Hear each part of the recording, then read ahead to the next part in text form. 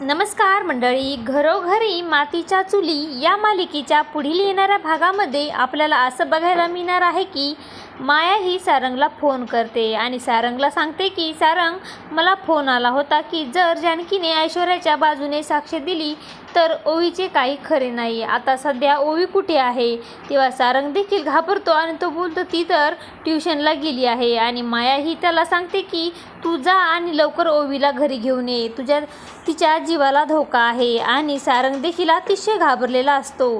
त्यानंतर माया ही स्वतःशीच बोलते, जानकी तू खूप स्मार्ट बनवत आहेस ना, तर आता बघते तुझ्या ओवीला कोण वाचवते. तर तिकडे आपण पाहतो कोर्टामध्ये सुनावणी सुरू असते आणि तेव्हा अवंतिका ही ऐश्वर्याच्या बाजूने केस लढत असते आणि ती कोर्टामध्ये जज साहेबांना बोलते, जज साहेब, माझे क्लायंट ऐश्वर्याने खून केलेलाच नाही आणि यासाठी मी प्रत्यक्षदर्शी साक्षीदाराला या ठिकाणी बोलवत आहे. आणि त्या ठिकाणी ती जानकीला बोलवते आणि जानकीला सौमित्र सर्वांच्या समोर प्रश्न विचारतो की जानकी रणदिवे, मला तुम्ही सांगा, ऐश्वर्याला खून करताना तुम्ही पाहिले आहे का? तेव्हा जानकी ही कोर्टामध्ये साक्ष देते की हो, मी ऐश्वर्याला खून करताना पाहिले आहे.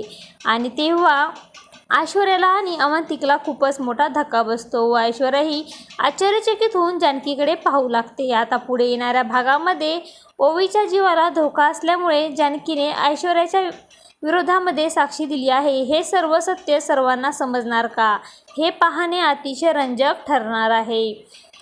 घरोघरी मातीच्या चुली या मालिकेचे सर्व अपडेट पाहण्यासाठी आपल्या चॅनलला लाईक करा, शेअर करा आणि सबस्क्राईब करायला विसरू नका. धन्यवाद.